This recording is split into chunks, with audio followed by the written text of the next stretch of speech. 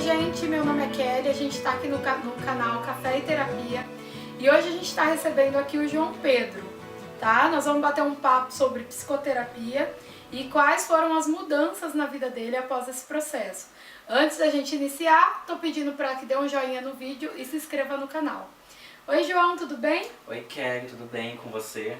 Tudo bom. Eu quero agradecer pela sua presença, tá? E pedir para você se apresentar aí pro pessoal.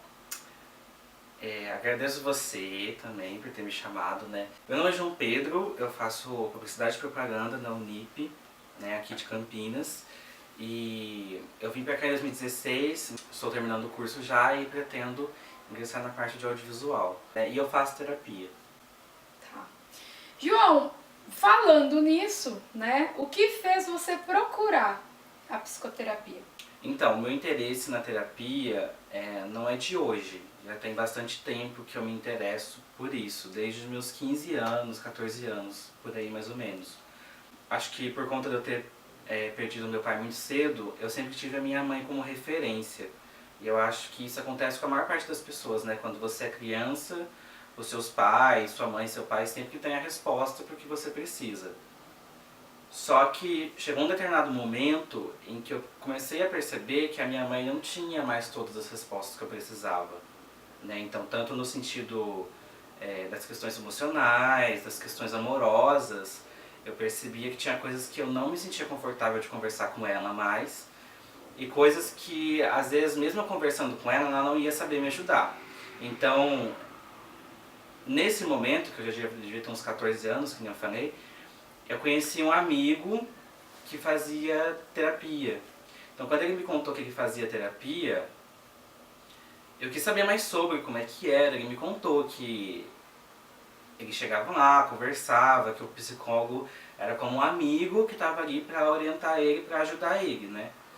E eu achei super interessante, porque eu percebi que era disso que eu precisava. Alguém que conseguisse ser imparcial, que conseguisse me ajudar e conseguisse ver de fora o que estava acontecendo, qual que era o problema. E foi aí que eu me interessei pela terapia, mas eu só fui fazer mesmo terapia lá pelos meus 21 anos de idade, depois que eu já estava em Campinas e morando sozinho. E por que você demorou tanto? Eu demorei tanto primeiro um pouquinho por causa do investimento que a gente tem que fazer, né? Porque eu poderia dizer custo, né? Falar assim, porque o custo financeiro é grande, mas na verdade é um investimento. Acho que depois que a gente entra pra terapia a gente consegue entender a diferença disso.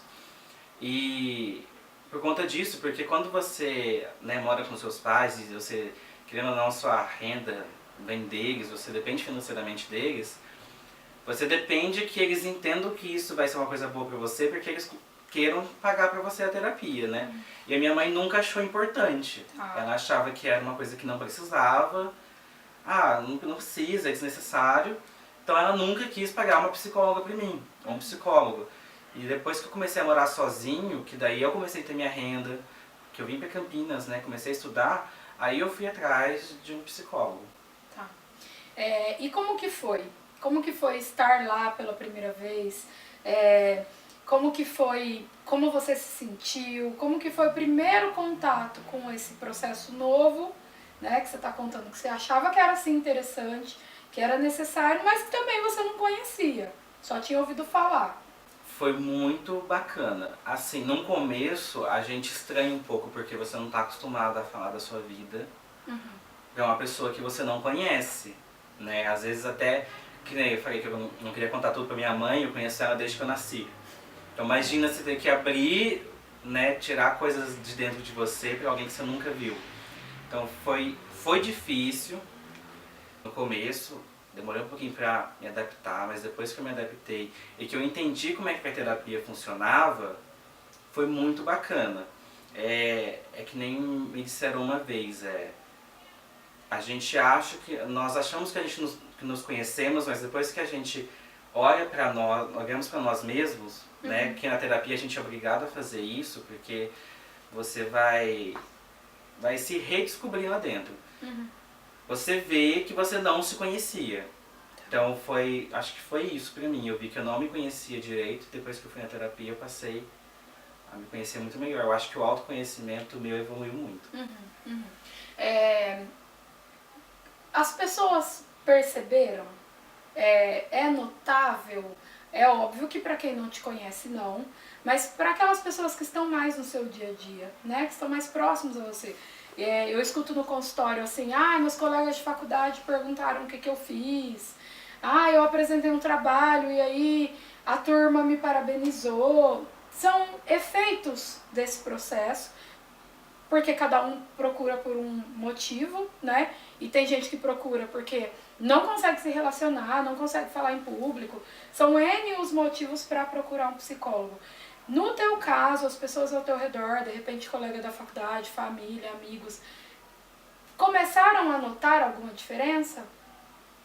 Começaram, na verdade, mais de um sentido. Por quê? Porque quando eu comecei a fazer terapia, a gente tem um processo, né, que eu converso com a minha psicóloga e ela fala pra mim assim, que primeiro a gente tem que bagunçar a sala, pra depois arrumar a sala.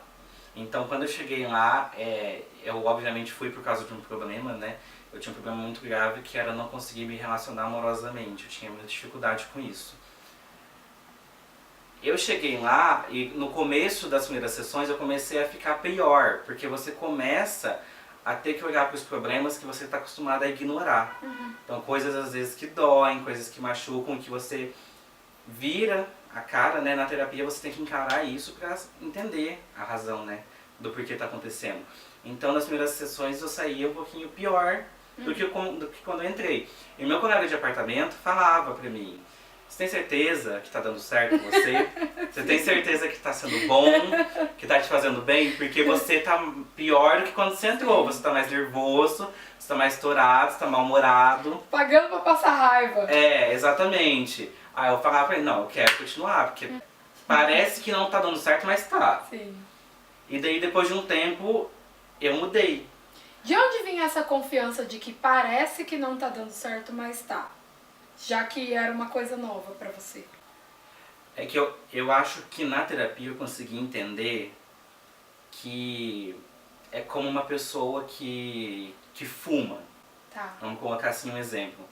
A pessoa que está acostumada a fumar, quando ela para e ela tira o cigarro, né, que o cigarro geralmente é uma válvula de escape para muita gente, ela começa a ficar mais nervosa, ela começa a ficar mais mal-humorada. E antigamente, se ela ficasse nervosa ou mal-humorada, ela fumava um cigarro e relaxava, passou. Então ela tira o inibidor daquilo, tira o inibidor da ansiedade e tudo.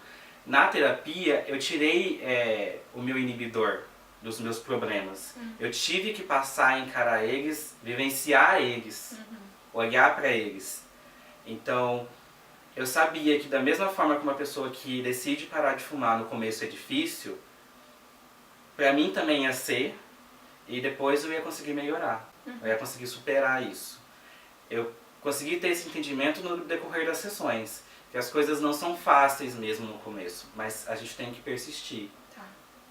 Tá. Em algum momento na sua fala, me pareceu assim, porque você disse, né, olha, eu procurei porque eu tinha um problema com o relacionamento, né, mas por algum motivo me pareceu assim, que as sessões te mostraram que de repente o problema não era exatamente esse. Acontece isso nesse processo? Olha, eu fui lá para tratar X e acabei mexendo também em Y, Z. Como que é isso assim? Mexe em outras áreas que de repente você não estava esperando? Mexe bastante. Eu acho que a gente, principalmente nós que somos brasileiros, né? A gente tem aquele negócio de, vou na farmácia buscar o remédio para dor de cabeça, para curar minha dor de cabeça que eu estou sentindo agora. Mas aí depois, quando você vai no médico fazer o exame, você descobre que a sua dor de cabeça é decorrência de uma gastrite que você está tendo, alguma coisa que você nem imaginava, né? Então é o mesmo princípio. Quando eu fui na terapia, eu estava com esse problema de me relacionar, eu tinha muita dificuldade. E no decorrer das sessões eu consegui entender que esse problema vinha de algo que aconteceu dentro da minha casa, na minha adolescência, algo que foi marcante para mim e ocasionou nesse problema. Então eu tinha dificuldade de me relacionar por alguma coisa que aconteceu dentro de casa, em família. Não tinha nada a ver com se relacionar amorosamente com outra pessoa.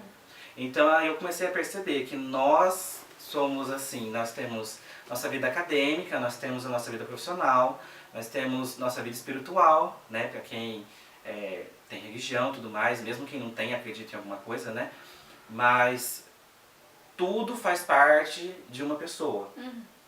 Então se você mexe na vida acadêmica de alguém, pode influenciar no relacionamento dela. Ou se às vezes dentro da casa dela, com a família, ela passou por algum trauma, por alguma situação chata, alguma coisa que marcou ela, pode ter problema no ambiente profissional.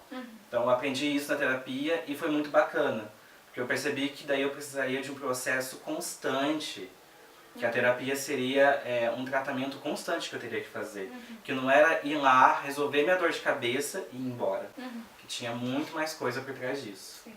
Até porque, né, usando o seu exemplo, a causa não estaria tratada, né? Eu tomo o remédio para dor de cabeça, a dor some enquanto o remédio está ali com efeito, né? Então, olha, de repente eu arrumo aí um namorado durante a psicoterapia e acho que o negócio está resolvido. Mas se a minha dificuldade de relacionamento, ela vem por causa de alguma coisa na minha base, que é ali onde eu cresci, né? Independente de ser um seio familiar tradicional ou não, esse problema vai voltar. Então é paliativo, né? Ou mesmo durante o relacionamento, mesmo que ele não acabar, ele volta. Então por isso que o processo psicoterápico, ele é difícil a gente precisar tempo, né? Tem gente que reage muito rápido em relação a mudanças, tem gente que não. E é possível mudanças rápidas para casos pontuais? Sim, é possível, né? Mas casos pontuais. Casos que aconteceram na base, normalmente a gente percebe que precisa de um processo maior, porque nós estamos falando da raiz da pessoa, né? Então a gente vai ter que quebrar todas essas raízes, plantar novos frutos nessa pessoa, ela precisa ressignificar essa vida, essa relação, e detalhe, ela vai fazer isso, só que a família não está fazendo muitas vezes. Né? Então ela vai precisar se reorganizar ali naquele ambiente que ninguém mudou e que ela precisa garantir uma saúde mental maior ali. O negócio é muito amplo, né? É muito complicado. Pra mim, é óbvio, é muito interessante e bonito de ver, né, João? Acho também muito bacana, muito legal. É uma coisa que transcende a sala, né? Sim. De terapia. Você vai lá acho que é só aquele momento ali, mas não é só aquele momento, né? Gente, a gente está finalizando aqui a primeira parte da entrevista com o João. Estamos conversando sobre o processo de psicoterapia, como que foi para ele, o que mudou na vida dele desde então, tá? Eu quero que vocês curtam o vídeo, compartilhem, deixem aí nos seus comentários o que vocês acharam, se inscreva no canal, tá bom? E na semana que vem a gente volta com a segunda parte da entrevista do João. Waking